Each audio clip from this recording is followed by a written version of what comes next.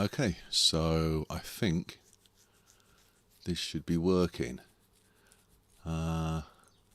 James, hey buddy, I think maybe let me know if you can actually hear anything. That would help. James, hey buddy, I think I can see. Maybe let me know to mute that, otherwise I'm going to hear myself.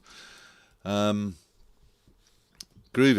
Right, well, for those that are here, I love the fact that the very first person is someone in the photographs and features heavily in the stories that I'm going to talk through. I'm really glad you're here, James. So yeah, first time I'm doing this. I should probably have called it unscripted because I haven't planned what I'm going to say.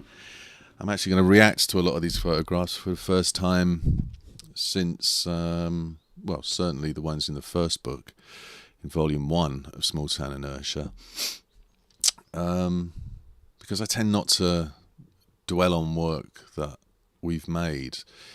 You know, it's always about the next thing, isn't it? Right, so what we're going to look at is Small Town Inertia Volume 1, and then I'm going to give a preview of Small Town Inertia 2, which, well, really the main reason that I'm doing this is, as I guess as a thank you to the wider photography community, all the backers that, you know, ensured that Image and Reality, my publishers, have the funds secured to make Volume 2. It's, you know, I guess in total it's about 15, 16 years worth of work with my community, and so it's roughly 7, maybe 7.5 years spent on each volume.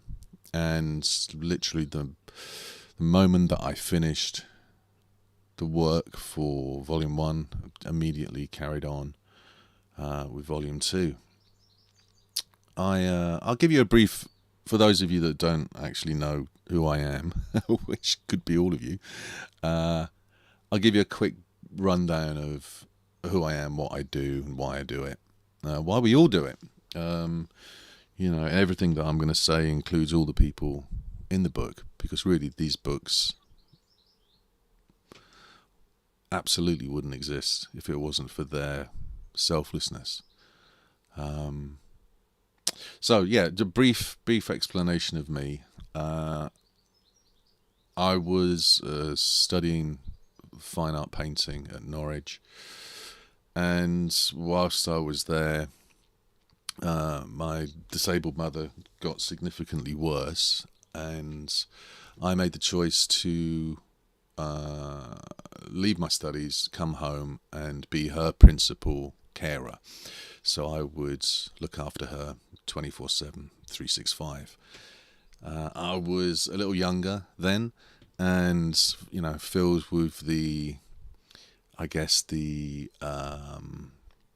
ego and the hubris of youth. You know, I thought I could make the situation brilliant in 6 months and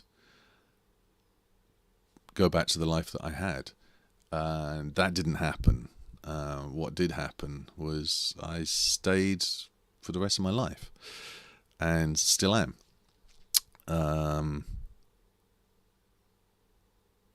Photography came into my life by complete accident. After about 15 years of looking after mum, I really hit rock bottom. Very, very, I wasn't prepared for the isolation. I wasn't prepared for the marginalization. I wasn't prepared for the poverty. I wasn't prepared to, you know, sleep on sofas, or I just wasn't prepared for any of it. And yeah, it kind of reached a point with me that at its worst, I'd stopped speaking. I didn't have anyone to speak with, or kind of like all my friends went by the wayside. And by chance, an old friend paid a visit. With they could see I was in a pretty bad way when they came around, and yeah, by chance they had a camera. They said, "Look, borrow this. Get out. You need to get out." Because at that time, I was just the only time I ever went out was to walk into the nearest town, to get medicine for my mum, food. No social life whatsoever. And yeah, a long story, really short, because it has been told elsewhere. I started, by complete chance, making photographs of an elderly neighbour, and struck up a real friendship with him. He was in his 80s, and almost as quick as it began, it ended. And it ended because he had a cancer diagnosis, went into hospital, had a successful operation, but caught an infection and passed away. And I was consumed with grief, but then had a revelation, I guess. This door opened up for me, in that I realised that what WH had left me was a blueprint of what I could maybe try and do with the rest of my life, in conjunction with being a unpaid carer for my mother. And what it was I was left with all of these photographs that I'd made with him, and a head full of his stories, because whenever I would photograph with him, he would talk and I would remember everything. And that experience kind of collided with the Conservative Party getting in and austerity starting. And a lot, everything that I've done is circumstantial. Hey, Carl, thanks, man. I'm glad you tuned in. Thank you. Don't worry, I'll get to the pictures in a minute. I've just got to let people know who the hell I am. And so very quickly I realised that circumstantially, because I don't drive, I couldn't. It was weird, because at the same time as like finding this passion to document and to amplify the voices of those around me, I was struck by the treatment of people subsisting on benefits by both the media and television. And it was entertainment, and I couldn't believe this. And also, by chance, BBC4 had a very short week-long season of photography documentaries, and I just fell head over heels in love with this medium. And yeah, basically the next 3 or 4 years from that point was spent making my blog, Small Town Inertia. I came into everything completely cold, didn't know anything about a camera, didn't know anything about long-form humanist citizen activism, journalism. But I just kind of kept plugging away. And yeah, when I started, it was just Flickr, and little by little, really through word of mouth, it was a very organic process. More and more people heard of the project. Well, in their words, a project. For me, for us, it's just life. So that's it. So, book one. Book one was made between, I guess, 2012 and 2017 when it came out. And when I was making these photographs, I really didn't have an idea that I was going to make a book. That wasn't my causation for making the work. I'll start the slideshow in the background as well. I was just completely devoted to doing what I thought was the most sensible way of kind of engaging my digital community that I was building with my offline community, my physical community, if you like. And when I was kind of like thinking about it, I was struck with this idea that I haven't watched TV for, I don't know, 15, maybe even longer years. But I was always aware of the fact that people that watch soap operas really cared about the people in them, and I wondered why that was. And it struck me that it must be the episodic, continuous narrative arc, and because they share their lives. And I thought to myself, well, if that works for for fiction, maybe it could work for non-fiction. So I started updating my blog really regularly with people's stories. And, you know, when I very, very, very first started, I was just striking up conversations with people when I'd walk into town. So it would be people like Lynn and Gabby in this photograph I met in a charity shop, I believe, and started a conversation. And at this point, I was always carrying my camera with me. People would invariably ask me, what's the camera for? And I'd tell them I've got this blog and I'm documenting what life is like for people on the epidermis of our community. And I'm with a focus on not giving people a voice, because everybody's got a voice, with a focus on amplifying the voices that weren't getting listened to. And this became absolutely central to what we were doing together. And, you know, all the work's been made 3 miles from where I'm sat right now. I can remember watching one of the documentary pieces that really blew me away on this BBC season of photography was Jerry Badger's The Genius of Photography. And I can remember watching it and thinking to myself, well, how am I going to make interesting pictures if I'm not in New York or, you know, some far off country filled with interesting things and life? And because, you know, all this work that we've made is in the middle of fuck all nowhere Norfolk in England. I didn't realise at the time that absolutely didn't matter. No, I mean, it's been a long, almost 2 decades since I've considered even thinking of that, because everywhere is full of stories. Everywhere is full of life.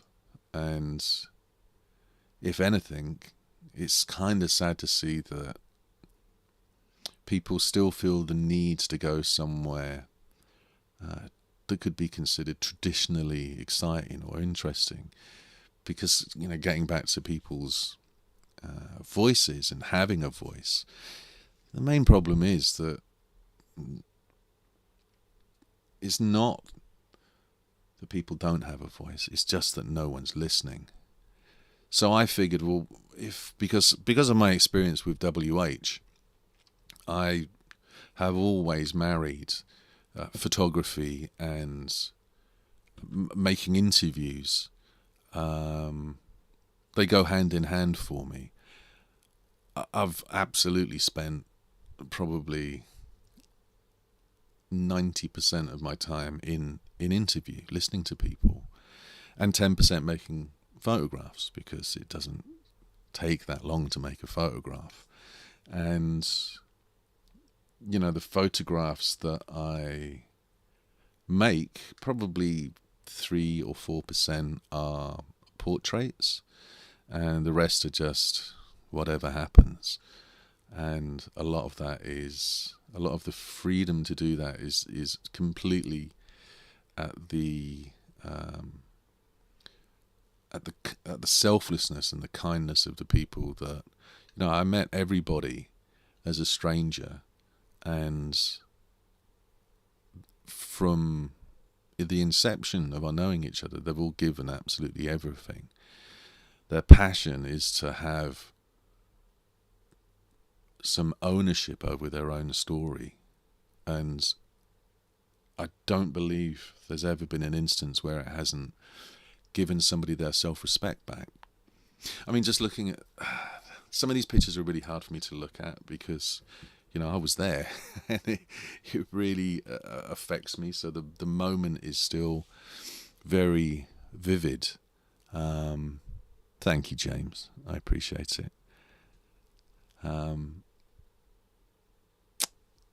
So I really vividly remember the moment. Like Shawnee, it was a really strange day because I'd been out photographing one person, stopped to get a drink. The place that I went to get a drink, I got talking to two people that both ended up being in the book from day one. And outside, I came across Shawnee, who I think had probably had a couple of lagers, and was, take my picture. And I did. I think it's later on in the book, he just whipped his shirt up and showed me his amazing tattoos. And we had like a conversation and went our separate ways. But he really left an impression on me, and I really wanted to talk with him. And 2 weeks later, sure enough, I tracked him down. It's a really small town that I live in, so everybody knows everybody. And I find myself in Shawnee's flat. And this is really early on in, I think this, if I'm right thinking, this was the very first story in my very first blog post. So this is kind of like the very first attempt at interviewing and photographing and getting it done. Yeah, it goes way back. And Shawnee, a bit like WH, the elderly gentleman that I started, formulating these ideas. And it's really like a dam bursting. People have waited so long for someone that they can just pour everything out to. And that's exactly what happened with Shawnee. So many people in the book have been affected by policy and changes to benefits and bureaucracy, and it's been hard from day one, and it's only got harder. And I can remember this moment vividly because I really remember it because of what happened, but I also remember that I think it was the first time I'd ever used a 50mm lens. Somebody had loaned it to me from the local camera shop that was still open. And so I'm less than an arm's length away, stood in Shawnee's flat, and as he's talking with me, I'm making pictures. And he was explaining some really traumatic events in his life, and he started to cry. And this is the first time anything like that had ever happened to me. So I put the camera down instantly, and I was like, dude, do you want me to stop? Gave him a hug, gave me a hug. And he was like, no, I want people to see that I have emotions, that I do have feelings, that I care. And so we made the pictures, and I was so nervous when I got home. I didn't know what to do. I thought, my God, I've been given this incredible moment. So I thought, well, the only thing that I can do is I'll make a print, and I'll pop back round and I'll give it to him. And, years later, I find out that photograph really changed Shawnee's life. He'd look at it and see, a point that was quite low for him, under a lot of pressure. At this point, his benefits had been stopped. He was on really powerful painkillers, and yeah, it was really important to him, and that's really important to me because it was a way of the photographs helping.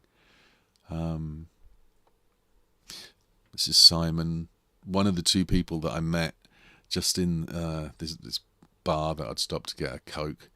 I found myself sat next to two people, both called Simon, and again, we just struck a conversation up.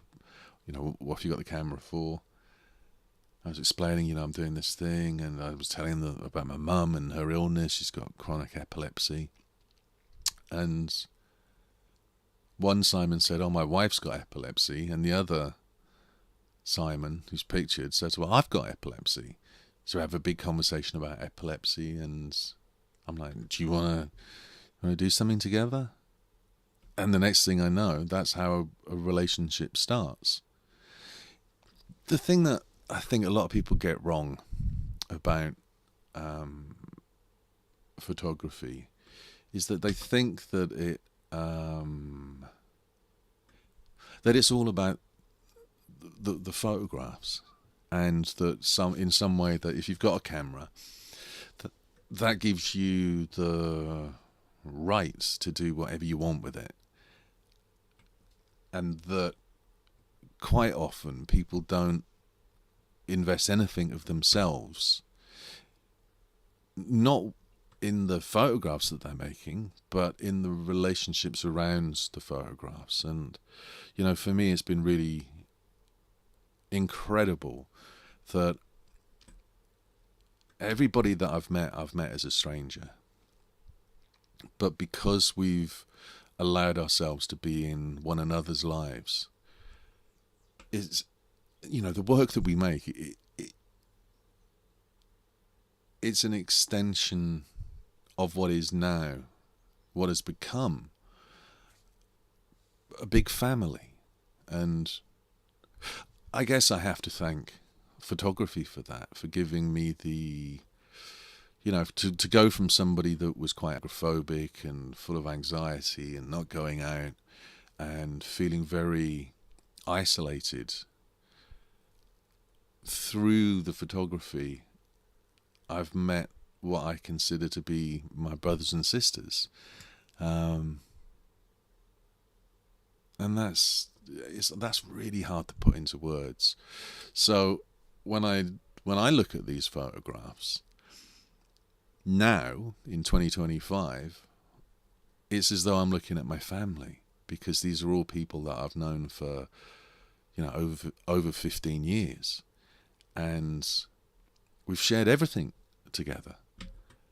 Absolutely everything.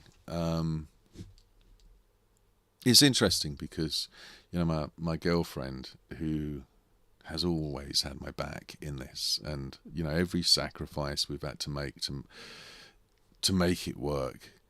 I remember once she said that, you went from being a carer to one person to being a carer for like 20. And I never thought of it like that. But I guess I do think of it like this, that when you photograph people that you have care for, and you really feel what's happening in their lives. So, for example, somebody like Jimmy, who's pictured here with his dog Charlie. When Jimmy goes through hard times, there's a real connection between us. I feel bad because he feels bad. And I guess that the emotional component of all of these photographs, they've always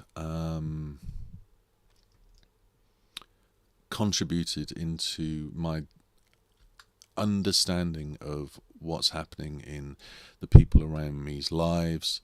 And because I know everything that's going on, that really informs the photograph.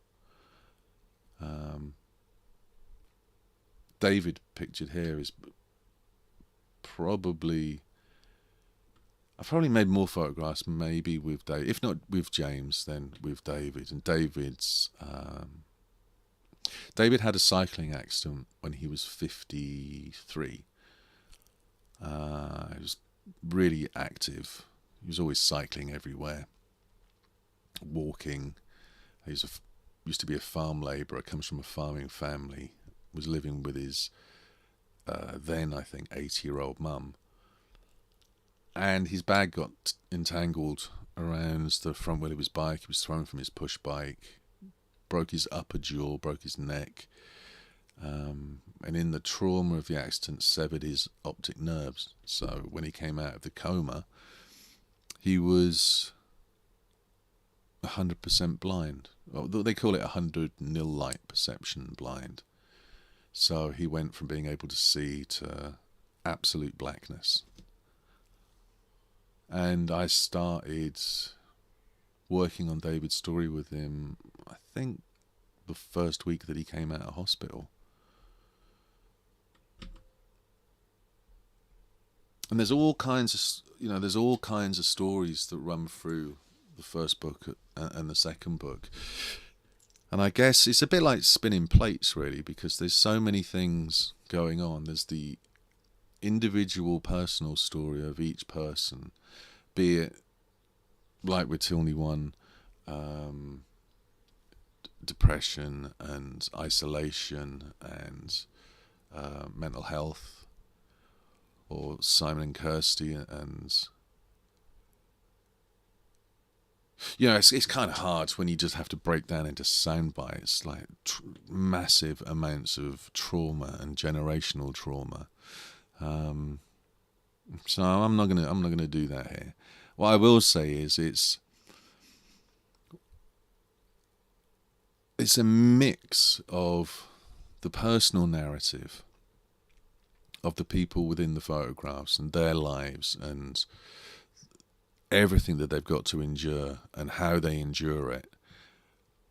But there's also kind of like this other layer of narrative, which is what it's actually like to live in England in the 2000s, to be marginalised, be it by age or gender or sexuality or addiction or mental health, or to be an abuse survivor, all different kinds of life, but to then be demonized and vilified both by media and by political philosophy.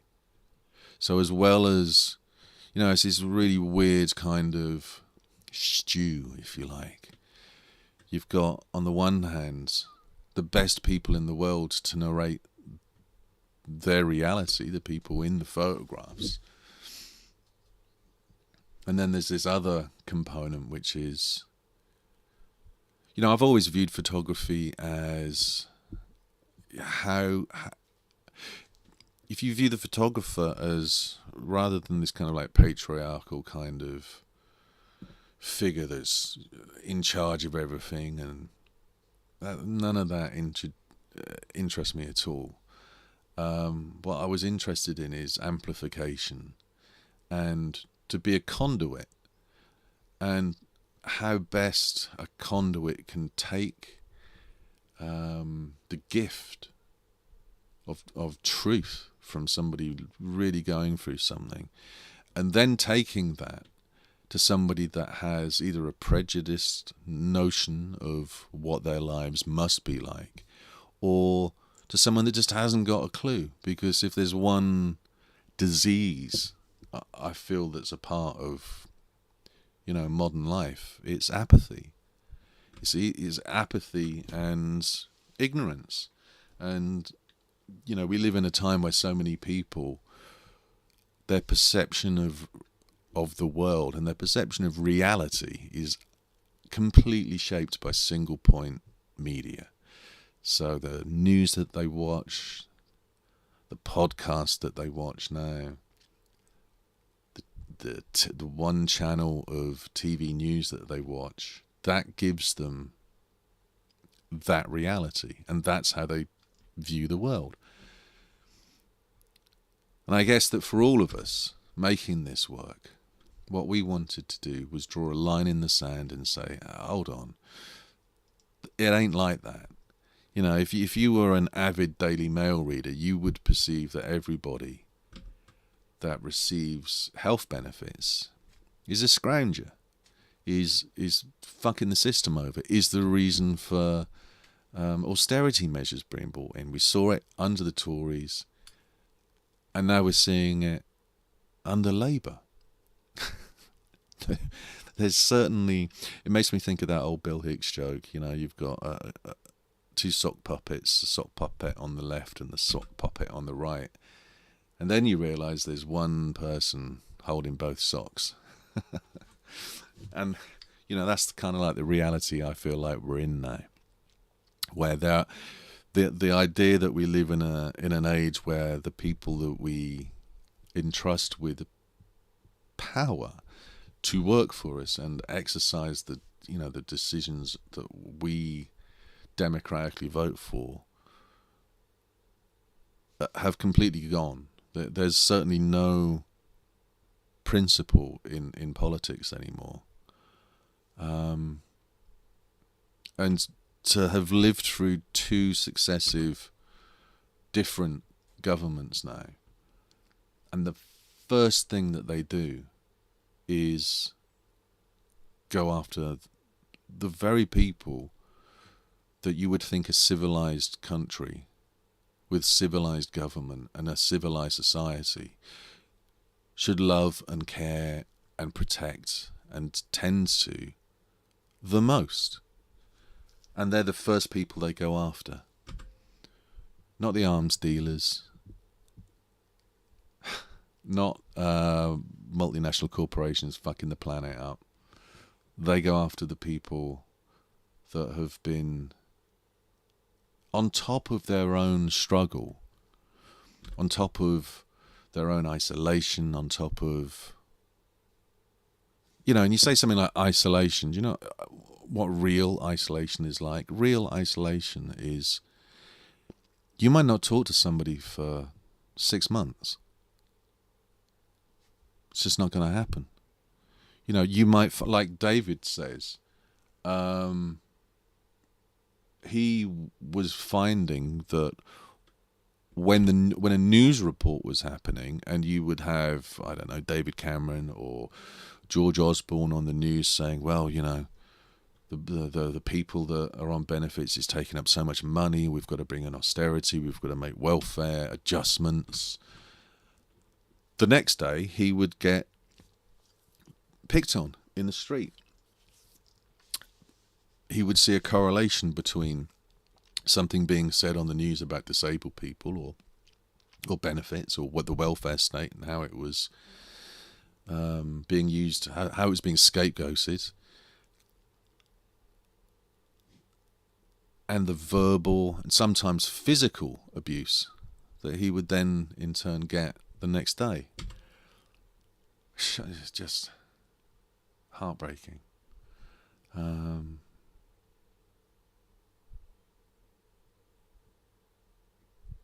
I guess the one quality that I've noticed there's two things that I've noticed continuously from the day I started doing this till now.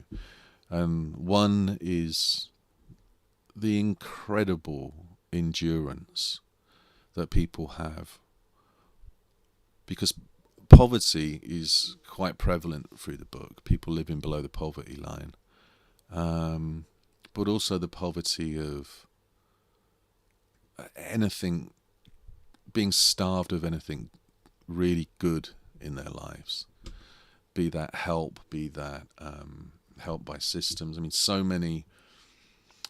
so many people were affected by conservative welfare cuts.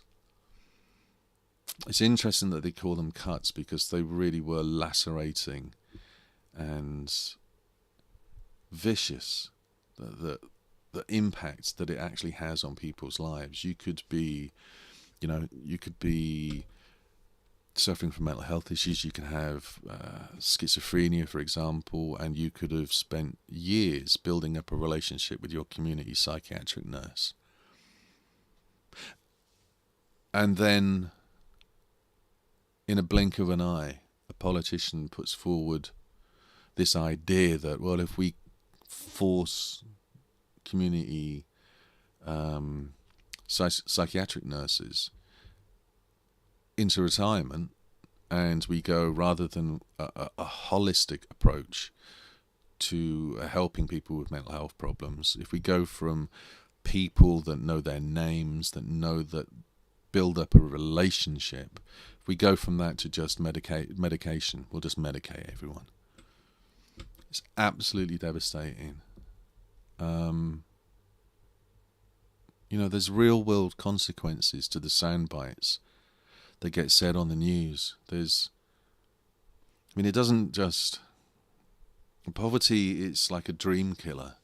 You don't get time to dream or make plans, or... It's about survival. It's day to day.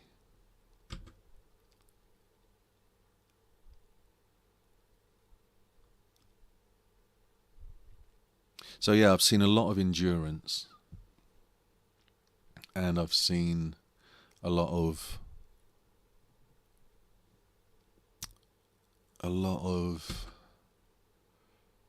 stress and pain and worry, and like the slow erosion of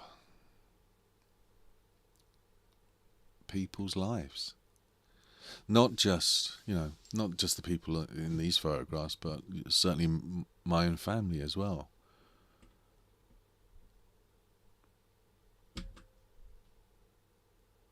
This is Stuart.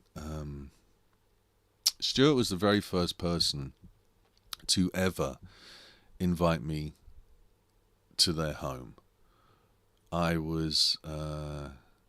this is way before I even started the blog.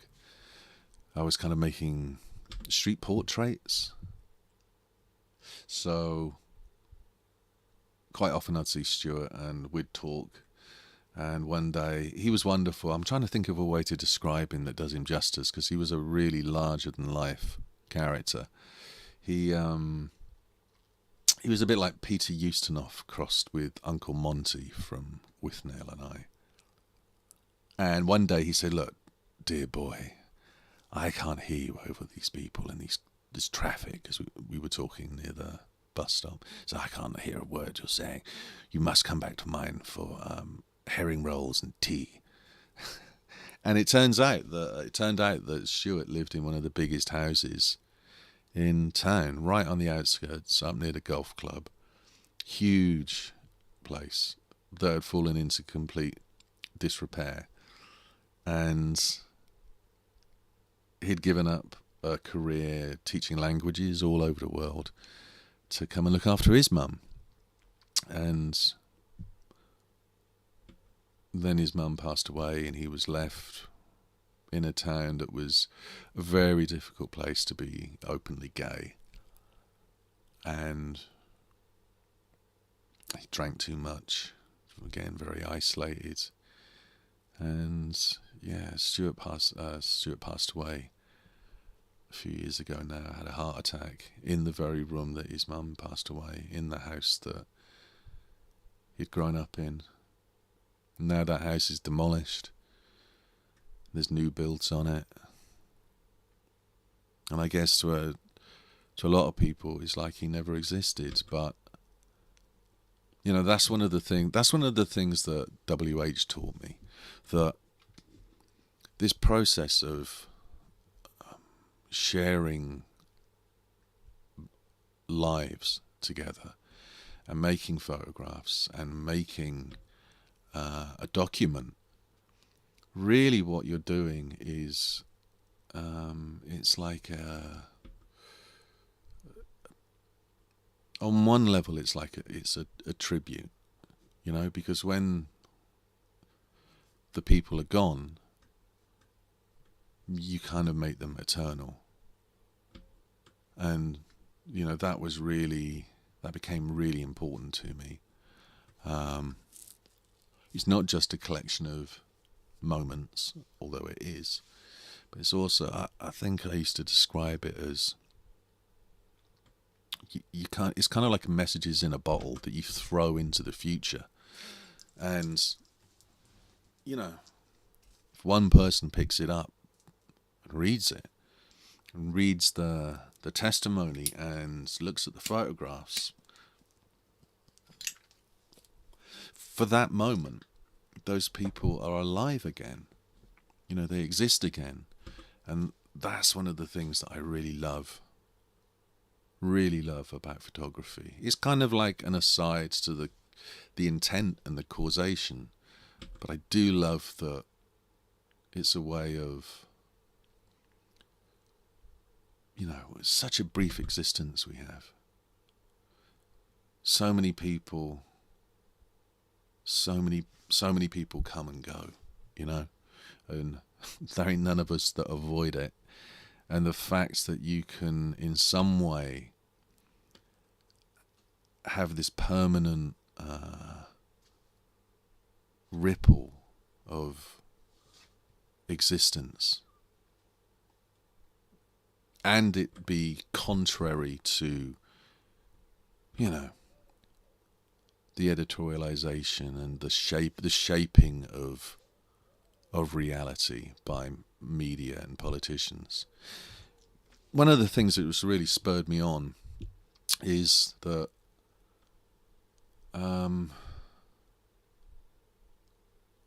this idea that when you read, say, something about austerity, you might read something like 300,000 attributable deaths to austerity, which is almost completely surreal. How do you appreciate that? It's so there's nothing to hold on to. It's a number that's so large, it's so abstract. And the idea of just relegating all of those lives to a number in a sentence, something about that really annoyed me, made me really angry and frustrated, because we're not just numbers, we're not just statistics, we're not just a part of a pie graph on a fucking iPad in Whitehall. We're all people that have had lives, had hopes and dreams, and not just statistics, not just numbers. So much more than that. And, the harm done by a lot of the policies of the last 20 years, the people that they've really, really damaged, are the people that are the most vulnerable, the people that need the most help. And, I'm seeing now that it's not just damage in the moment, it's created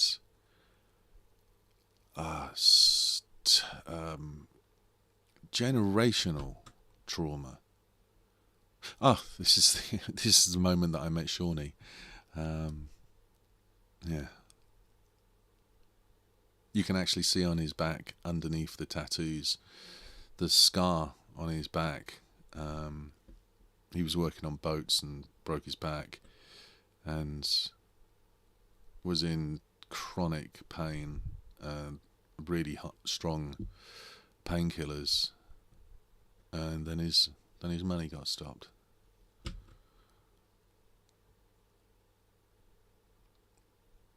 This is Tony One.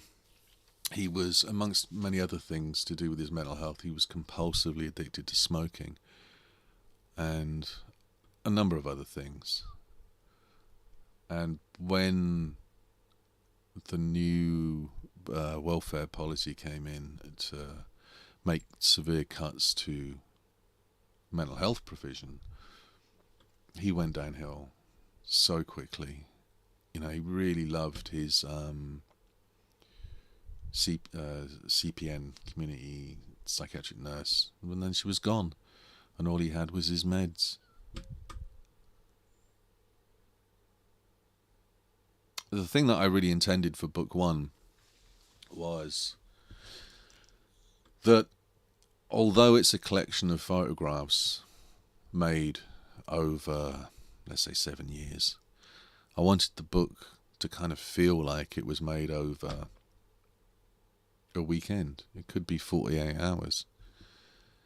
And the reason behind that is when you are on the outside of community, the outside of society, there's a malignant repetition of your day. There's nothing to look forwards to. In a lot of cases, people only have pain, or where am I going to get a proper meal from the next day? Every day just feels the same, on and on and on. And it didn't kind of feel right to do anything other than to have the work show that shrinkage of time, because that repetition and that kind of like constant background hum of stress and terror and struggle and pain, what it really is a prison without walls. It's the end of life. You got people alive, but they're not really allowed to have a life, or the systems aren't there to have a life. And it's not work will set you free. We all know where that comes from. A life is not just that.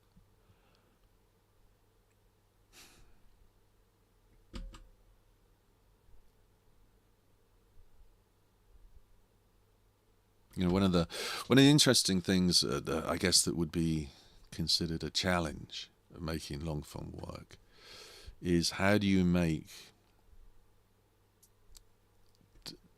different photographs in the same couple of rooms? It can be a challenge, but it's always there. You're always able to, and I don't know how much of this talk should be about photography, because really I wanted it to be about the people in the photographs, but I don't even know if anyone's watching. Maybe this will go up on repeat, but if there are and you've got photography questions, drop them in the comments, interrupt me, and I'll answer you. But it's a really cool challenge, to do that. So quite often I find myself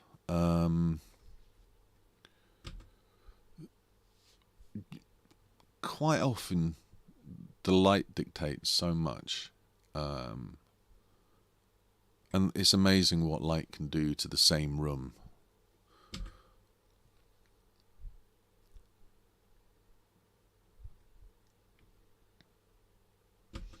Or how close or how far away you are from the person that you're photographing. I love this quote by David. I'll just read this to you. It says, "What caused the collapse in this country was banks, greed. It wasn't anything to do with anyone in a wheelchair. According to David Cameron, he presents it as a handful of people in wheelchairs and the disabled as being responsible for draining the finances of the country, when the truth is too many people borrowed money and never paid it back, and the banks ran out of money. There's no connection at all to the state of the country and someone that's lost their legs or is blind or in a wheelchair." Whew. God damn, he's so right. This is the PDF that I'm using is it was a very early PDF in the putting together of book one, and so the photograph that you're looking at now of David and Eugene was actually cut, but that's his mum. David used to have to be tied to the belt of her coat so he could get around, because at that point he hadn't learnt any routes, hadn't got used to his walking stick, but his blind stick, and he only knows how to get to two places. One is the post box at the outskirts of town, and the other one is Iceland's, where he'd get a ready meal every day, and that would be what he would eat. And we made quite a lot of photographs in emergency housing, people just stopping in, sometimes for a week. One couple were there for over 10 years.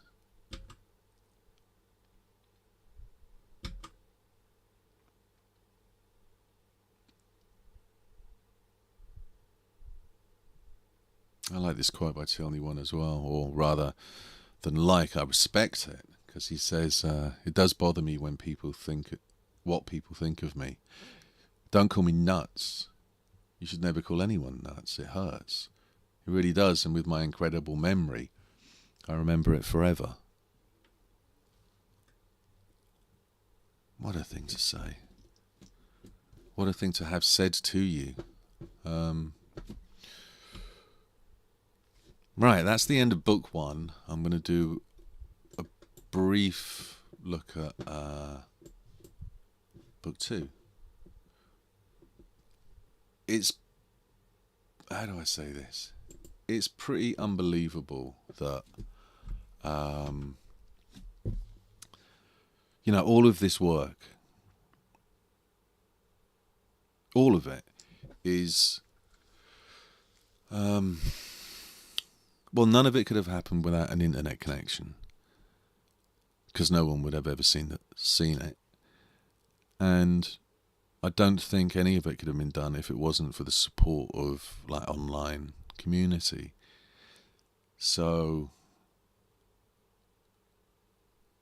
you know, for 7 years I've been working on, since the end of book 2 till now. The end of book 1 until now, I've been working on book 2, and that's a long time to be anxious about what the hell's going to happen next. And to have it fully funded in like under 5 days or 5 days is a huge thing, because the promise that I live with is the promise that I make to everybody that I collaborate with and whose stories I amplify. And my promise is that I'll do my best to get this seen by people, to get it heard by people, and hopefully felt by people. You know, that's the main thing. How can we make stuff that resonates with people? For me, it's like an exercise in,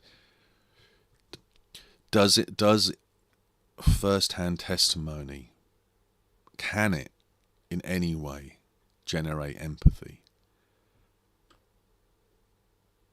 Right, so book 2. Book 2's, this is quite an early work in progress PDF. Really excited that it's going to have a foreword by Stephen Fry.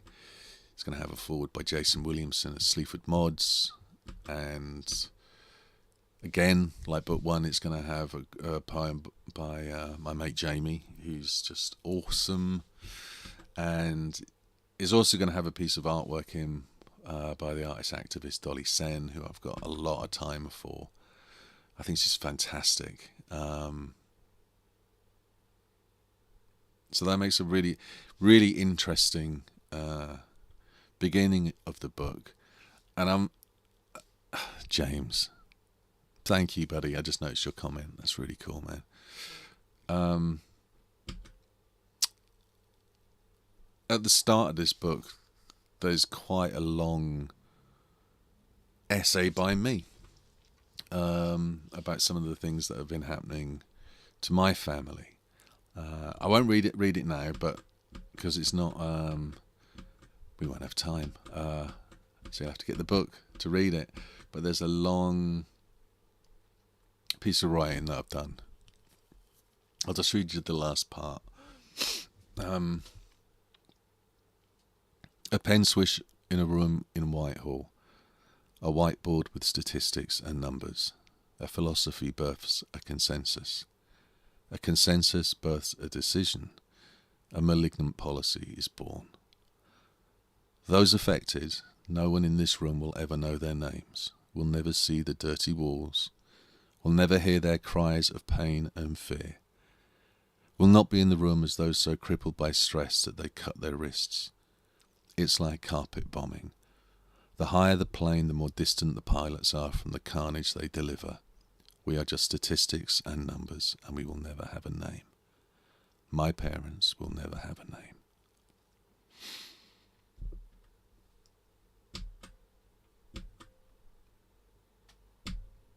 Oh. Yeah, forgive me. A bit. That's the equivalent of flicking through a book really quickly and the pages going.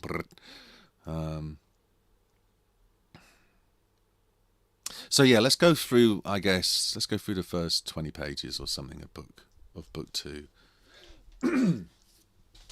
This is Simon. At this point, still in the same emergency housing he'd been in for over a decade at this point, with his wife.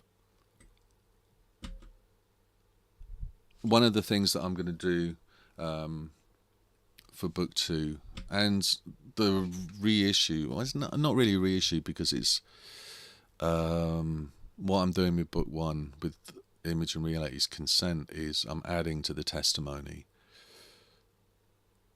and adding some previously unseen photographs, but I really wanted more text. I want more of what the people were saying, because I think that certainly for me, I think also for them, that's the reason the photographs exist. You know, the photographs exist to draw people's attention to the testimony. And only together can they supply sufficient context. And that, for me, that's what it's all about.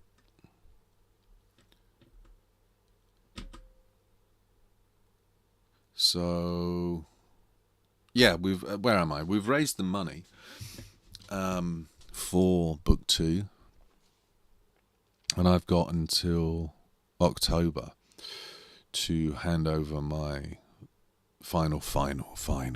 absolute final PDF to go to the printers. And even though I'm not showing you the final PDF, the final PDF's done and on the computer, I've still got the option to make a little bit more work. So yeah, that's what I'm going to do. Make some more photographs if I can, and make more interviews. So this is one with Simon. Simon has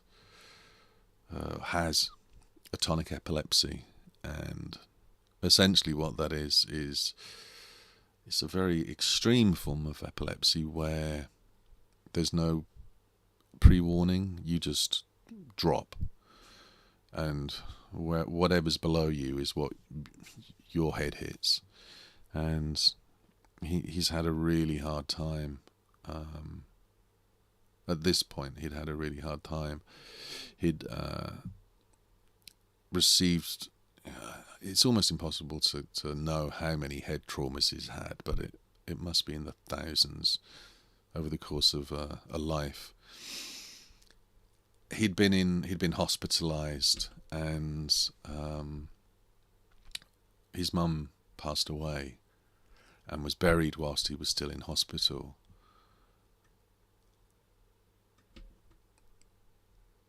So the only time that he could actually participate in it was to watch a DVD of it at home.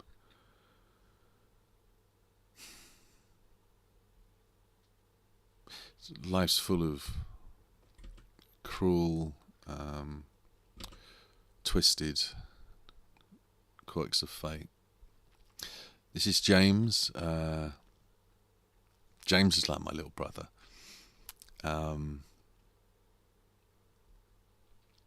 You know, myself and everybody in the book, regardless of, you know, our differences, we all have things that we have in common. Personal things that we've lived through. And it's a two-way street, our sharing. What's going on with me, I share with them. What's going on with them, they share with me. And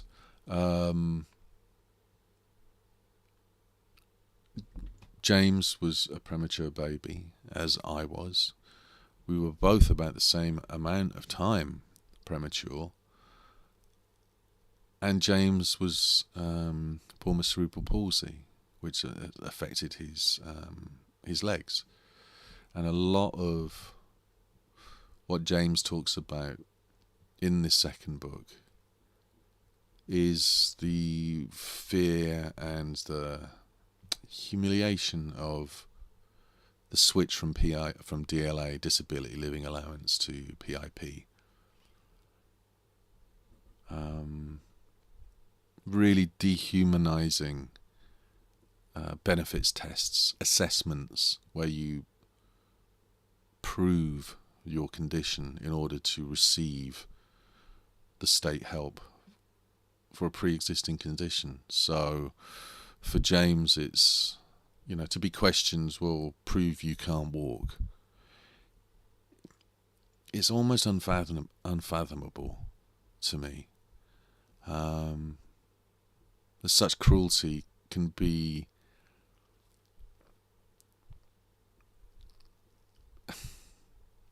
legislated. It's also unbelievable to me that people don't push the fuck back. You would think that we live in a time where if the most vulnerable are victimized by power, that people would go absolutely crazy. And it's been my experience that it's just apathy. No one's done anything about it. It's heartbreaking, especially when you see it from the inside out. This is Carlos. Carlos is Portuguese. Carlos is also HIV. He came here for work to raise money to send back to his family. When he was here, he ended up getting divorced, discovered he was HIV, and then Brexit, and he lived in absolute terror because he didn't understand what the hell was going on. So I've just seen an alert saying something that I don't understand. So I'm hoping this is still working. I'm just going to keep going until I've finished this little preview. I hope it is.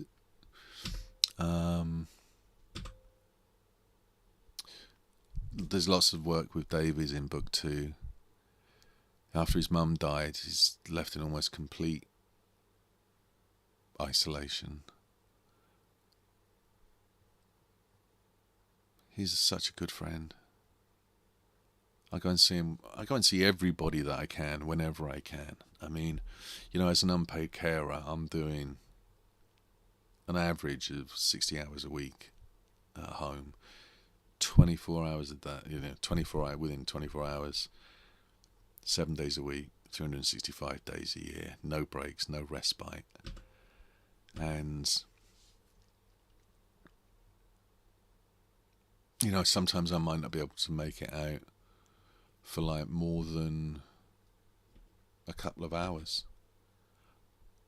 But it's amazing what a difference those couple of hours can make when you visit someone that isn't going to see anyone for the rest of the time that week. And even through COVID, couldn't go out, but we were all keeping in contact via telephone or WhatsApp or Facebook. It's another one of Carlos. This picture haunts me because this is Carlos watching a news report about what's going to happen. It's talking about deportations. And, not only does Carlos live in constant pain and emotional distress, he had to live with the nightmare hanging over him of, am I going to get deported, even though I've been here at this point, I think 16 years? and not have access to my HIV medication. In essence, am I waiting for a death sentence? And the fear on his face, just, I can't shake it. He's such a sweetheart of a guy as well. That's James at home, looking up information about the PIP, as David is at home. It's quite something that he's managed to... I mean, he's had a couple of falls, but those stairs are steep. In front of a heater, just, you know, he's got this electric heater. Ah, thank you, Carl. I appreciate that, man. Still working. Thank you for letting me know. All right, I'm gonna keep going. All right, thank you. I just noticed that. I'm completely new to doing this thing, so I don't know if it's anything I'll ever do again. But it's certainly fun just working it all out. Yeah, he's got this little electric heater. Probably has it on in the dead of winter for 20 minutes at a time in a 24-hour period because he's so terrified of the cost of energy. And something like, you know, the winter fuel payments being cut, a massive impact on his life. And there's Simon and Kirsty when they're still in emergency housing. Again, seeing fear on people's faces, fear of how do I pay the bills, confusion, how do I fill out this form, what's going to happen, it's, you know, we're not talking about like a moment of stress or a day of stress or a week of stress or a month of stress. We're talking 5, 10, 15 years of stress and worry and the screw being tightened.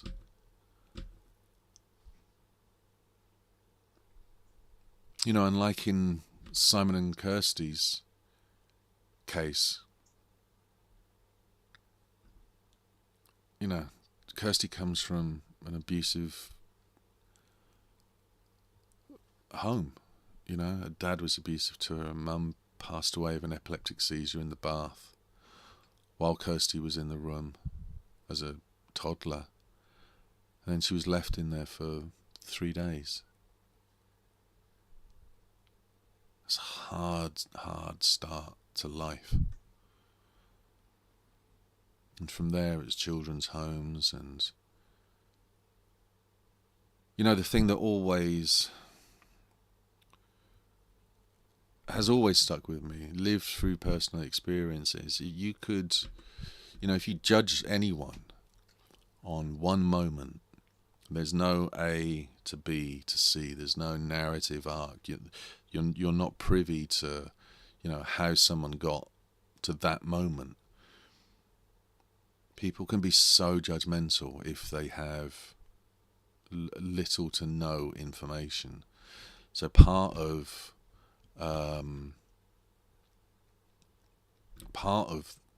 this whole thing that we've done is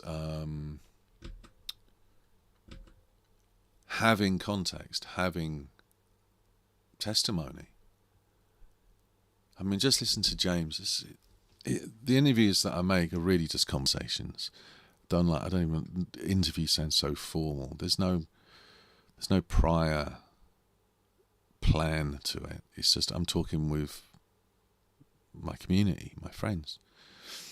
He says, after the assessment was done, she got me to do the most stupid thing that anyone would want to do in the world. She got me to fold a little paper up in half and then half again, and I thought, why am I doing this? This is like, you're supposed to be assessing me for PIP money. You want me to fold a bit of paper up to prove I can't use my arms. You're joking, right? I didn't say that, but I thought it in my head. I thought, you're joking, right? I thought, I'm supposed to be coming here to be assessed for PIP money, and you're getting me to do silly things and ridiculous things like that. And then she got me to do the most awkward thing with my legs that I cannot do at all. She went, "Can you move your legs?" And I was like, I looked at her with the most awful expression I could think of. And I was like, "No, how do you expect me to move my legs? I can't, because my legs are stiff." And she went, "Oh, sorry, I didn't realise." And she said, "Now you've done all this, what happens now is your report would be sent away to the workplace of the pension people. They'll look at it and they'll make a decision whether you get PIP or not." I mean, I'm not sure if, like, an able-bodied person could quite understand how fucking cruel and devastating and humiliating it is to subject someone that's already lived with great physical and emotional pain and then essentially cry doubt on it.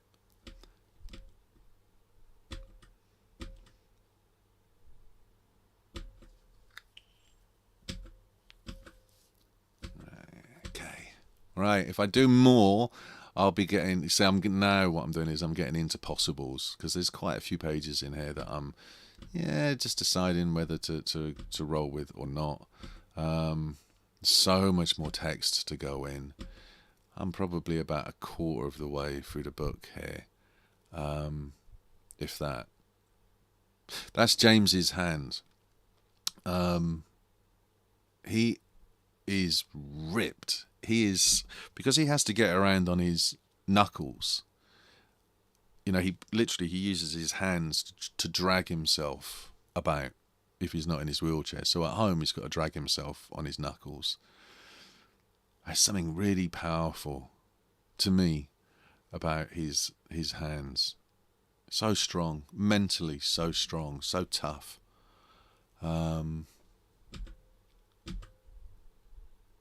That's Carlos explaining to me his HIV meds.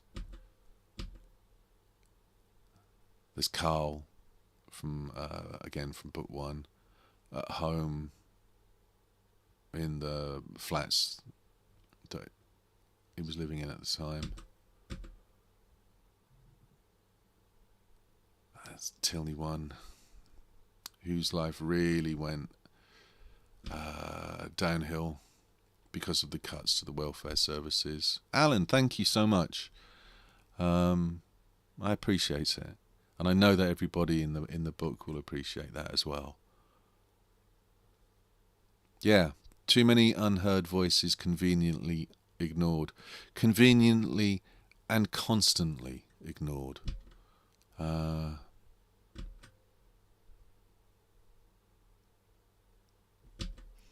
I don't know when to stop this preview. If I carry on, I'm going to go through the whole book. Let's leave it with this one of Kirsty.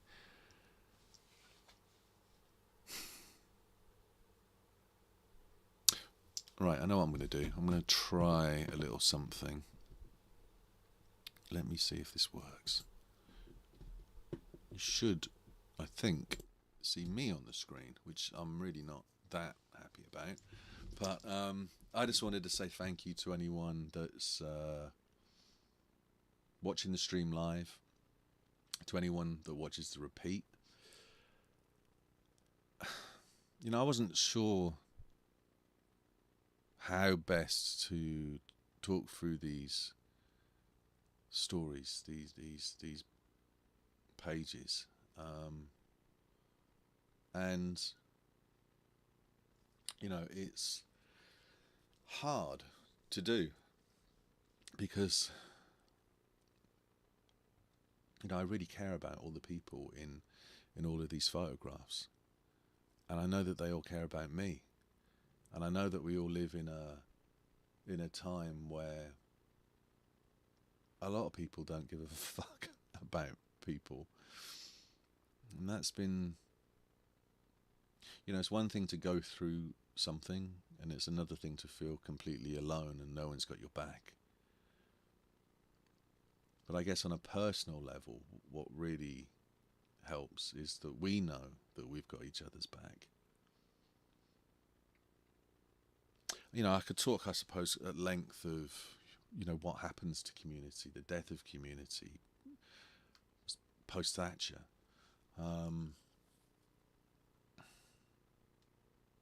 I think if there's any kind of way to think about the future and how things might change, it has to be a return to becoming a part of something more than the self. If we can start actually actively caring about our neighbours, go and check in on someone, see if they're all right. If there's an elderly person that lives a couple of doors down, give them a knock. Just see. It can be the difference between life and death. The number of times that I've had people say to me, doing this has saved my life. It's probably saved my life as well. It would be, I guess I'll leave you with this. I think it'd be really cool if people stopped using the amazing device that a mobile phone is. If they stop using that to take pictures of their new shoes and their fucking dinner, and stop presenting this alternate universe where everything's brilliant, where they're like a living billboard, just pouring products. And they started genuinely, honestly documenting their lives. If everybody did that, something like Instagram would be a very different place, because it would be an undeniable, undisputable reflection of what's actually happening in the world, but in the UK as well. And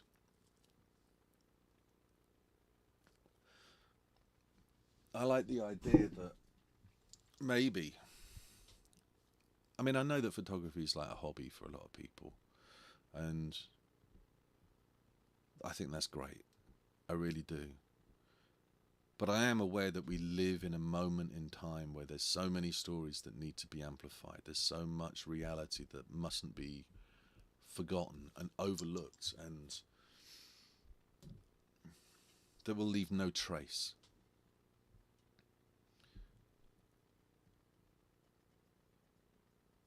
I guess I just hope that more and more people understand that a camera doesn't rule you. You rule it.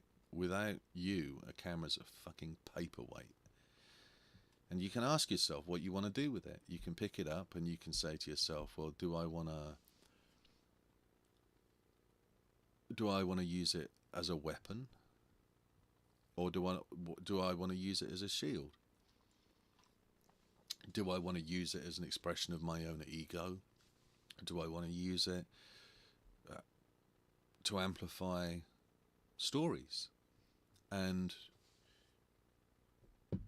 I guess for me, there's no right and wrong in life, but I do see an imbalance, and it would be really cool if people used whatever equipment they've got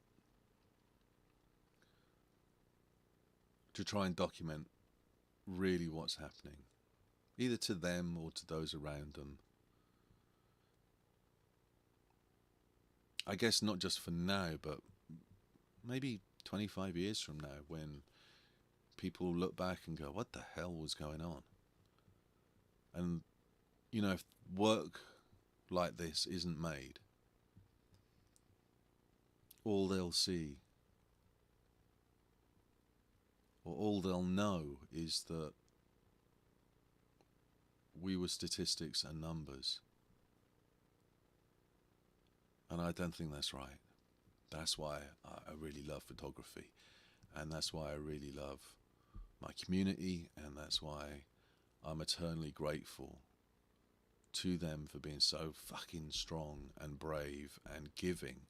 Because ultimately, I've said this before many times, if it wasn't for the people in the pages of the work that we make, you'd be looking at books and stories that feature lots of beds and sofas and walls.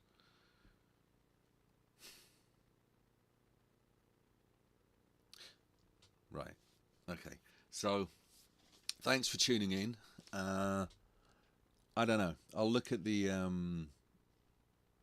I'll leave this up for a couple of weeks, see what people think. I'm interested to find out if people dig it, and maybe I'll do another one at some point. Quite happy to talk about photography. I'm not really that interested in talking about kit. I mean, I've used pretty much the same camera since I started. I sold prints for $10 a week until I saved up enough money to get a camera of my own. It was a Nikon D700. It's brilliant. You know, I don't like the idea that people feel that you've got to have this or got to have that to do this or do that.